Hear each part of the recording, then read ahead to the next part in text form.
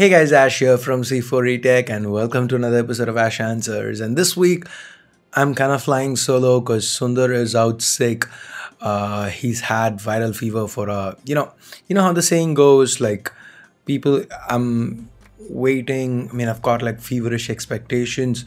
So Sundar kind of took that, the iPhone 8 is coming out and his feverish expectations kind of got complicated and became like real life fever.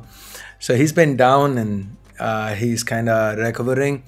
So hopefully he'd be better once the iPhone launches. Anyway, he should be joining us next week. So this week, Ash Answers, I'm going to be flying solo. So Ash Answers is a show where we answer the questions, or rather I answer the questions that you tweet out to us with the hashtag Ash Answers. So without further ado, let's get to the questions.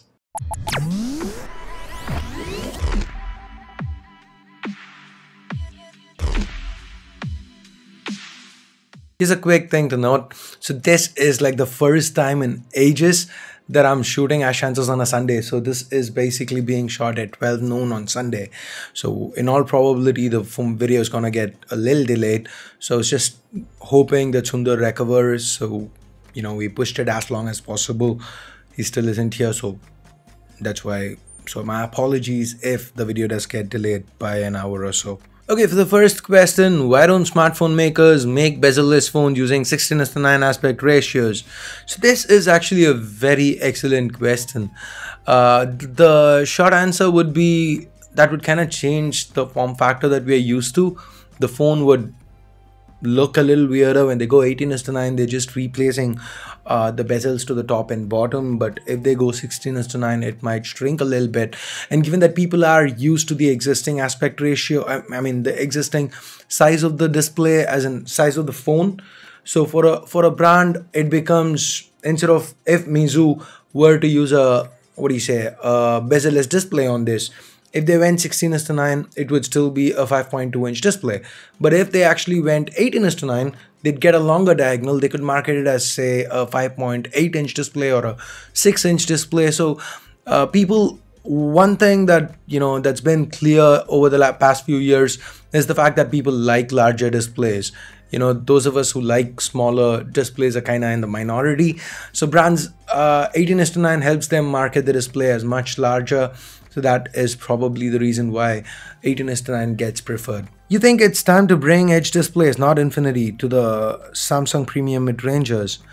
Rumors going around indicate that infinity displays actually might be making their way to the A series next year.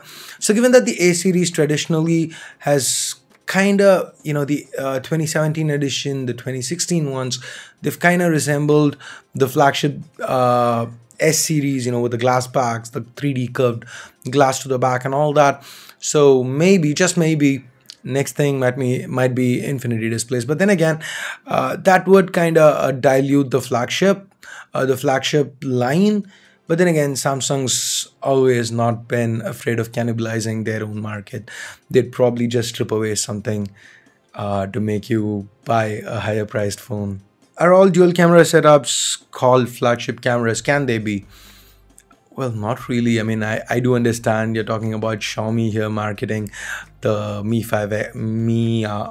A1 as having flagship cameras. See guys, dual cameras are kind of new. They are all the rage these days. Everybody's doing it. It's kind of cool to have them in your phones. And then calling it a flagship camera experience, or rather flagship cameras, kind of helps them with marketing. But honestly, I don't think Xiaomi needed that marketing. They didn't need to compare the A1's cameras with the 7 Plus and S8 or OnePlus 5. I mean, it was kind of weird. I mean, the A1 has excellent cameras, but they're nowhere close to being at the level of an iPhone 7 Plus. So those were kind of weird. But then again, not every dual camera setup is a flagship camera. It doesn't even have to be good. Which camera is better, Mi A1 or OnePlus 5? Case in point, Mi A1. This is exactly what I was talking about. The Mi A1 has probably the best cameras for its segment, but the OnePlus 5 is a much higher segment. The OnePlus 5 is way out of reach. Okay, start your video with pictures of Sundar sheep. Because Sundar is kind of sick, I'm not going to do that this episode. Do you recommend buying flagships from a couple of years back or buying 2017 mid-ranges? And this is an amazing question. So yesterday night I was on call with a friend of mine, Amartya, and he was telling me how he still has a Mi 4, or rather his friend has a Mi 4 or whatever, and he's got a custom ROM on it, Oreo ROM, and it was so smooth. And similarly, Sundar actually has a OnePlus One with a Nougat ROM, as in a stock Nougat ROM. That's so smooth. I mean, the 801, I mean, just think about this for a second, guys. You buy a laptop, and 2 years later, how does it run? A flagship laptop with the best i7 available.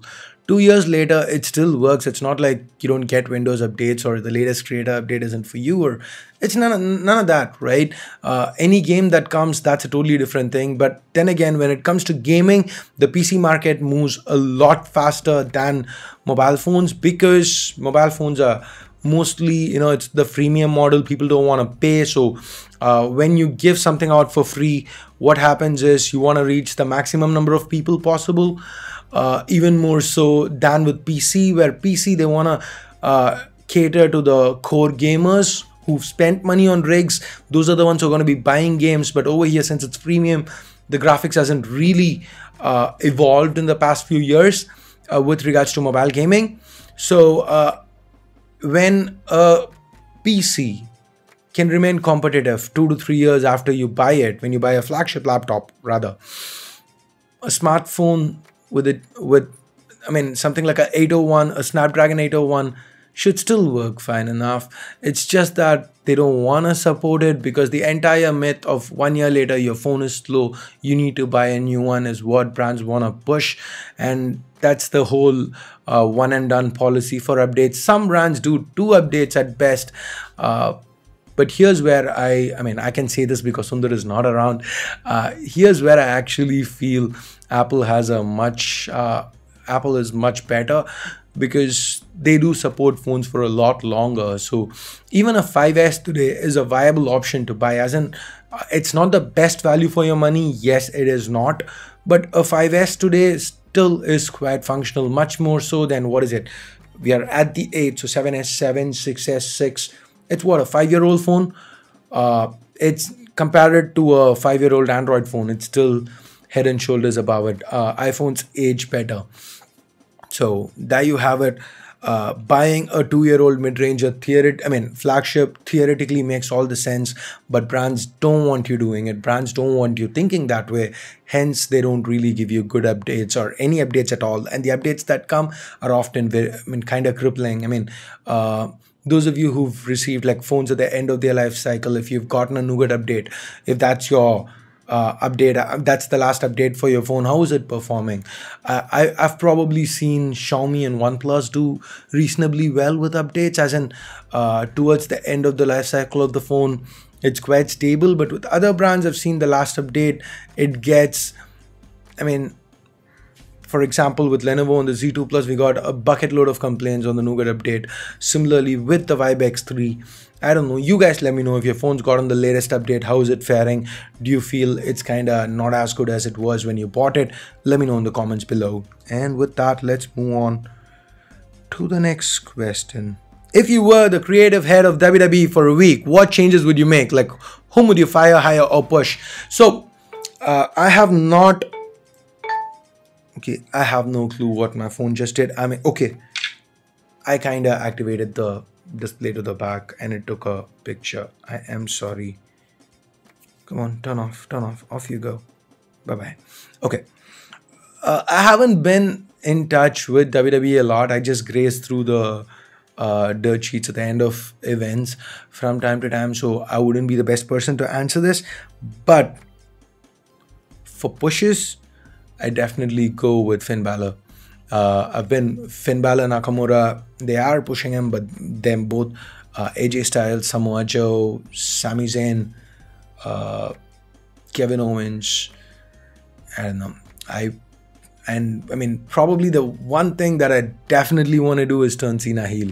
Yes, Cena's getting old, and this is kind of, he used to be a great heel, and they have kept him face for way too long. So if there's one thing I'd like to see before Cena, becomes an inactive wrestler or something, is to turn him heel. I think that would be amazing. I mean, remember when, if you are at least like 25, 30, you'd probably remember Hogan turning heel for the first time, the whole Hollywood Hogan persona, and that kind of lit the world on fire. So I would definitely love to see Cena turn heel. Okay, the next one. Bro, between Lenovo P2 and Mi A1, which one would you pick? I would go with Mi A1. This is, again, a very cool question, because the P2, compared to the A1, has, of course, on the camera front, it can't compete, but it's got a much better battery, and it's got an AMOLED display. And the P2 has been I've had a soft spot for it, but here is the problem with the P2. It's got a Nougat update, so it's not going to get any more updates. Whereas the Mi A1 would get Oreo and Android P. So yes, today with both phones on Nougat, if camera isn't too important for you, then I would say the P2 makes a lot of sense. But then again, in 3 months time, like once Mi A1 gets Oreo, it would be the better phone. And then again, for longevity, again, it's going to be the Mi A1. So that's my pick. Though the P2 offers better bang for your buck. What was it? Better bang for your buck in terms of what it actually offers, the larger battery and an AMOLED display. Yes, not the camera again, but it's the kind of support, it's the brand and the support they provide that kind of pushes things towards the A1 here. Suggest a phone around 40k. The only priority is smooth performance and good battery life. OnePlus 5, 128GB variant probably. You could just get the 6GB RAM, 64GB storage variant at 33 and think you spent 40k and YME 7k. Okay, just messing with you. The OnePlus 5 is probably the best phone in that segment, 30 to 40. If you were to go a little lower, you've got the Honor 8 Pro, but if you wanted to go higher, you could probably look at something like the S8, which is available in certain offline stores for under the 50k mark. So that would be your options. Thoughts on Vivo V7 Plus? Infinity display, 24 megapixel front-facing camera, Snapdragon 450. Oh, I'm sorry. 22,000 rupees.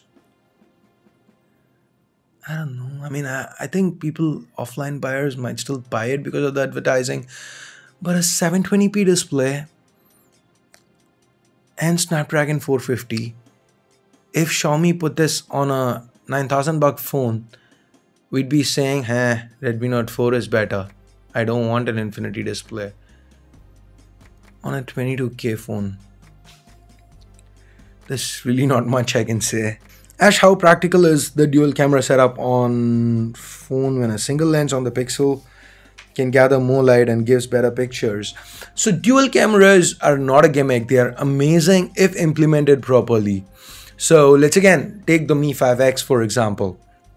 Coming from a Mi 5C or a Mi 4, some phones, it's given that it's priced at 15k.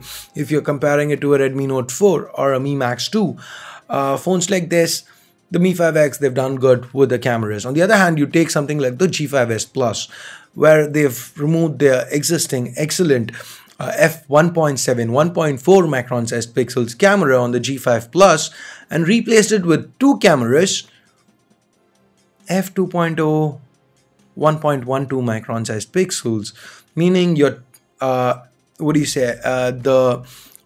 aperture's gotten narrower, the pixel size has gotten smaller. Basically, you've killed off your low light shooting.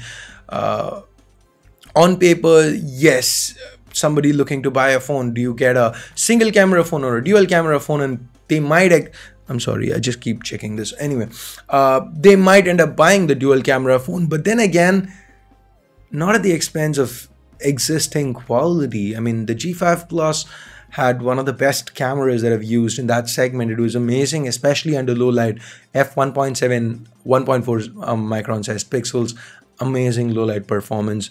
Here's a card to my G5 Plus camera review or full review. I'll leave to one of those. But the G5S Plus, of course, it's got other things that it does better, but the low light performance is not one of them. So it's times like these where I wish brands would focus on one great camera. But if they're gonna give you two and do that well, like probably they do with the Note 8, Samsung does with the Note 8, which is basically the same camera as the S8 with an extra sensor, which is gonna help with bokeh and all that. That's quite acceptable. Or Apple does with the Plus variant, like the same camera as the 7, but with another camera so that you get your telephoto and all that. I think that is doable. That's good. Do you download apps each and every time in device, or just you use APK? Share it is what I do, and I really hate it. Every week I've got to spend like 45 minutes setting up a new phone. It is annoying, and the worst part is once I set it up, the next day Sundar comes and goes like, I'm gonna run a speed test, can I wipe your device? That drives me nuts, like freaking nuts.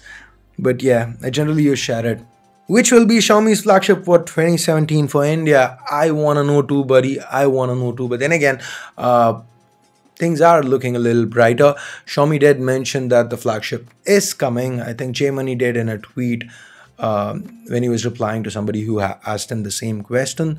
So I'm hoping the A1 is in the flagship for the year, and we actually get, I mean, the Mi 6 is kind of old.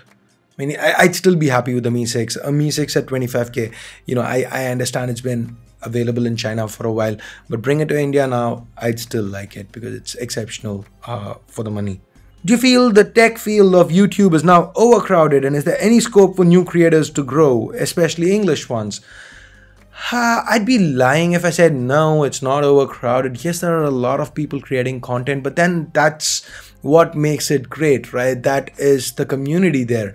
So you get more people to interact with, and yes, it would be a little hypocritical of me to say collab with, because I've not collabed with people in a long time.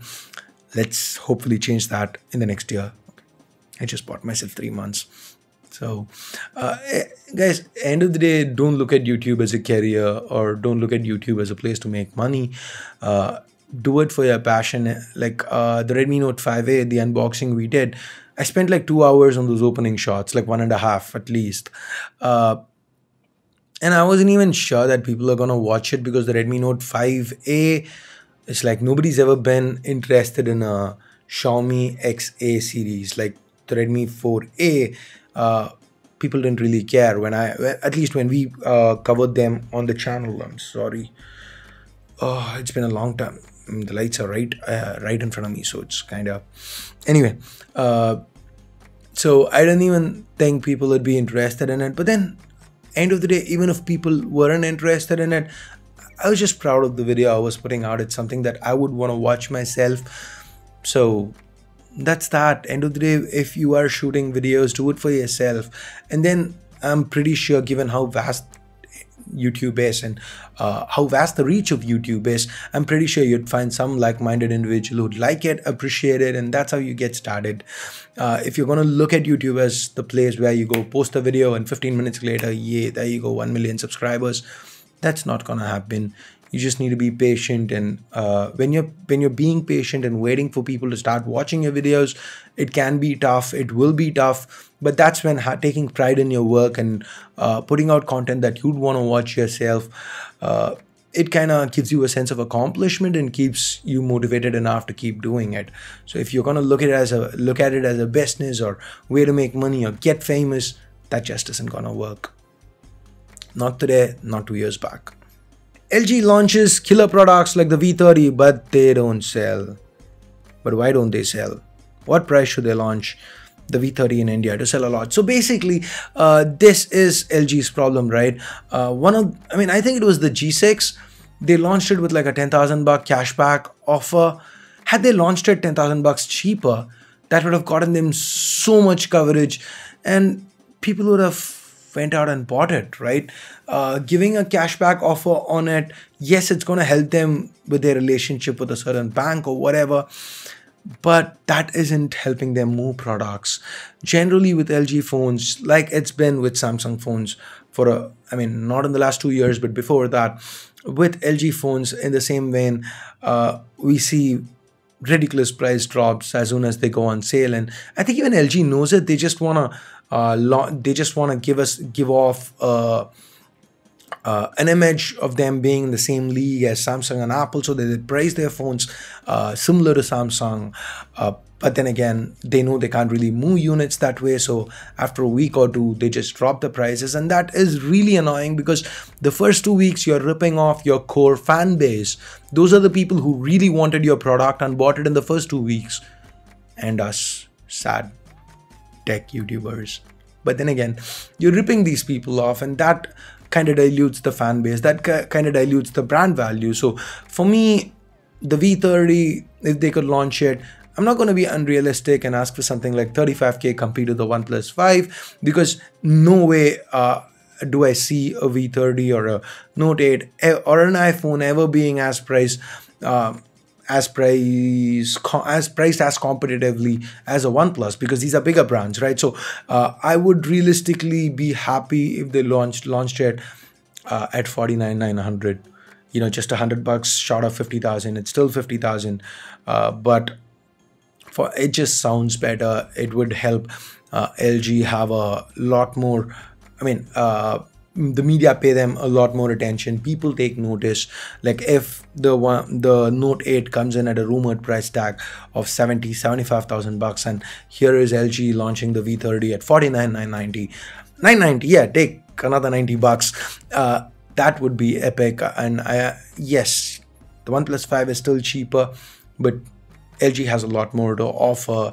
So somebody who wants a tier 1 brand might not necessarily have to go with Apple or Samsung. LG might be a really viable alternative. But then again, based on LG's track record, I see them, if Samsung prices the Note 8 at 70k, I see LG pricing the V30 around 60-65, at which case it would, I mean, it's just like you're just $5 grand away from the Note. That is the kind of mentality, just $5 grand away or just $2 grand away from the Samsung flagship. And given the amount, I'm not saying Samsung flagships are always better than LG flagships. That is beside the point. It's the fact that Samsung spends so much on marketing that LG just can't match. And so for people, it's easy for people to just pay a little extra and pick up the Samsung. So there you have it, my 2 cents. Is it a smartwatch or a smart band that Ash wears on his left hand? This is a Fitbit Charge 2. I just got a bunch of replaceable straps, so I keep changing the straps. If Xiaomi continues to deliver stock Android in their smartphones, will it be difficult for Moto to survive? I don't think Xiaomi is going to be launching stock Android on their phones, because Xiaomi's been, I mean, they're a software company first. They came out with MIUI before the first Mi phone even existed. So MIUI is very important. The ecosystem is very important for them. So I don't see them switching to stock Android. Right now, Android One makes a lot of sense for Xiaomi because it helps them reach markets that they weren't able to reach by themselves. So right now, thanks to Google, they can launch in a bucket load of markets they couldn't have otherwise. So it helps them, it gets them reach, but that doesn't mean they're going to trade it for MIUI. End of the day, they need the reach so that they can go in and do their own thing. Cutting their own thing and just becoming a yes man to Google doesn't really work for Xiaomi. So I don't see Xiaomi doing the Lenovo thing and jumping on to stock Android. And even now, Xiaomi has a much better fan base. Like when Lenovo, for example, ditched Vibe UI, I didn't get one person asking me, I want Vibe UI. But right now with the Android, the A1, I've got like a bucket load of people who are asking me like, will it have this MIUI feature? Like, will it have support for second space? Will it have support for dual apps? Why is Xiaomi doing this? I mean, not everybody, a majority is still happy with stock Android. But then again, there's at least a core base who are kind of looking for Xiaomi features, MIUI features rather. Hi Ash, how are you? If you guys plan on getting a phone or a tablet manufactured to your subscribers, what would be the specs? Just curious. Hey man, I'm good. How are you? And this is what I'd probably use. Snapdragon 450, a 24 megapixel front camera, long display, HD plus, 720p plus, and I'd probably price it at 22,000 bucks. Oh, wait. I'm sorry, that already exists. Okay, enough. I don't own the company or anything. Let's not get rumors started. Jokes apart, guys, if I were to work on a phone. I'll have to give it a bit of thought. I'd probably not care about what specs I put in as long as it's priced sensibly. I just want it to be supported. If I were running it, I would try to support it for as long as possible. That would probably mean that we'd go out of business quick, because the current business model doesn't really work that way. But I would really like to see a phone that really gets supported, like not just for a year or two, something an equivalent of Apple's flagships. Now if Samsung wants to price equal to what Apple does, I would love to see Samsung support a phone as long as Apple does, at least the flagships. So anyway, that would be my focal point. So either a 625, a mid-range 625 phone with like dual camera, something like the A1, or a flagship phone, but whatever it is, I'd probably price it 2K over the Mi A1, but then promise, I don't know, updates for as long as the hardware is supported, something like that. Off the top of my mind, A1 was probably the wrong phone to quote because it already gets 2 updates. Is Moto's brand value more than Xiaomi's? Yes, it is. Moto's brand value is more than Xiaomi's, Lenovo's, and a lot of other brands. Case in point being 10 million Moto M's selling. I rest my case. There's nothing more for me to say. If you have to choose a brand between Asus, MSI, or Gigabyte for a motherboard, what would be your choice? I wouldn't really care, as long, I mean, all three are quite good with regards to hardware. I have an Asus on my rig. I've got a MSI. I don't have a MSI motherboard right now, but I think I have a MSI graphics card, and I'm using Gigabyte on a couple of builds. So I really don't care what the brand is. Whatever gets me the best bang for my buck is what I'd go with. What should we consider important in a smartphone camera? Sensor size, make, or megapixels? Love your work. Keep it up. Thanks a lot, Roshan. I would say between these three, sensor size would be primary, make, and then megapixels. Megapixel count is probably the most overrated numbers on a spec sheet. You don't really have to care about it. We've seen that phones with like 23.98 megapixels not really measuring up to an 8 megapixel iPhone in the past. So yeah. Does the Pro 7 having P25 overheat during gaming or lag in general usage? And will you review the Lenovo K8 Plus, which has a P25? So on Live with Ash last week, where we made the huge mistake of going live when the T20 match was going on, but unfortunately it was Wednesdays at 8 and I couldn't do anything about it, and we had almost, I mean, like very low viewership. By the way, those of you who turned up, a big thank you. You are awesome. So in that video, I did ask you guys if you'd like to see me to cover the K8 Plus, and most of you guys weren't interested in it. So I am not covering the K8 Plus, but I would be covering the 7 Pro, which is definitely more expensive. But the P25 is actually quite good. It's been surprisingly cool, quite snappy, and extremely battery efficient. And MediaTek and battery efficiency don't really go together usually. I've not really had any idle drain through the night. It's not been like other MediaTek processors. So I'm really liking the chip here. Of course, at 25K, it's a hard sell, but maybe on a cheaper phone, the P25 might be a great chip. When is 7 questions gonna start? Hashtag hype, hashtag VRC4E. Hashtag Ash Answers. It was supposed to start this week, or last week rather, but then Sundar fell sick. The excitement of the iPhones and all. So once he's back, the week after when he returns, we do it. Apartment hunt update. So basically, the guy who owns the villa that we were looking to buy wanted me to pay him a bucket load of money before, whatever, I think I told you guys this already, before checking out the documents. So that kind of put the entire thing on ice. I think I mentioned this in Live with Ash. So meaning we didn't know if it was even gonna go through, but now finally he's agreed to take a small advance, a smaller advance than what he wanted.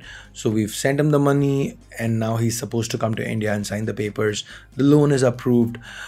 We just need him to come and sign papers. So hopefully if he doesn't run away with the money, and if he actually does end up coming to India and we sign the papers, we should get started on the renovations. It's still going to take a couple of months from then. Is 7:30 a.m. the new 3 p.m.? Not really, guys. We've had a double video days quite a bit. So then I generally used to do 3 p.m. and 7 p.m. Then I felt like 4 hours is not enough for people to actually watch the video. Then I thought, what's the opposite of 7:30 p.m.? Let's do 7 a.m. So one of those videos goes live at 7:30 a.m. One of those at 7:30 p.m. if we have two videos. Else we're just sticking to 3 p.m. or 7:30 p.m. So what's your preferred time slot? When would you like us to post our videos? Let me know in the comments below and we'll try to work with it. Can we install MIUI on the Mi A1? So here, like I was saying, here's another question. You can't. At least not officially. It has something to do with the partition sizes, so you can't flash the A1's firmware on the 5X or the 5X firmware on the A1 officially. So you could, however, if there's development happening, do it, given that the A1, you don't need to go through the regular Xiaomi process to unlock the bootloader. You don't need to be waiting for them to manually accept your request. You can just open up fastboot type OEM unlock and the bootloader gets unlocked. So then if somebody can port over a ROM, you could always flash it. Planning on buying the Bose QC35s? Is it worth the money? How's your experience with it till now? I absolutely adore it. The ear cups kind of conked out and I got new ones. I didn't buy the official replacements. I just bought them off a Chinese seller on eBay. Cost me like 600, 800 bucks. It's still awesome. The quality is great. I love taking calls on it more than listening to music. I love taking calls on it. It's not just the QC35s. I've used the QC30s and the SoundSport. Bose has excellent mics on their Bluetooth earphones. Bose is probably the only brand whose Bluetooth earphones that I use while even when I'm like riding, like I mean, of course not when I'm riding fast or something, but if I get an instant call, again, I don't recommend you guys do it, but then do as I say and not as I do and all that. Sometimes I get a call and I can take it even when I'm riding at like 30 or 40. I could still take the call and people hear me clearly. Even with the SoundSport is what I'm saying, SoundSport or QC30s. Generally, Bose has excellent microphones, so I love using the QC35s for calls, but barring that, for music, it's again excellent. Noise cancellation is awesome, and they support their products. So I think with the recent update, they added controlling the level of noise cancellation as well, which is something they didn't even market. So yeah, it's worth, I mean, it's still priced on the more expensive side of things, but it is a great pair of headphones, wireless headphones. When will you do the full review of the K8 Note? It should happen in the next 2 days, next 3 days, next 4 days. Let's buy time. Can you make a video on top smartphones for different price segments? What are the price segments you're looking for? What price segments would you guys want us to focus on? Let me know in the comments when we'll try to get something done. So those are the 30 questions that I picked for today's episode of Ash Answers.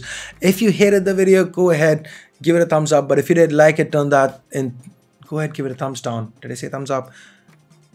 If you did like it, give this video a big huge thumbs up. If you haven't subscribed yet, hit that subscribe button down below. If you've already subscribed, hit that bell icon to make sure you get notified each time a new video goes live here on C4 Retech. And now I'm just checking to see it's still recording. Yeah, I'm just paranoid about it. If your questions weren't picked, Wednesdays 8 p.m. you can catch me live. Hashtag live with Ash episode 4 goes live this Wednesday 8 p.m. so make sure you tune in. That's it. Thanks a lot for watching. Till next time, this here is Ash. You've been watching C4 Retech and I'm signing off for now. You guys have a great day. Bye bye.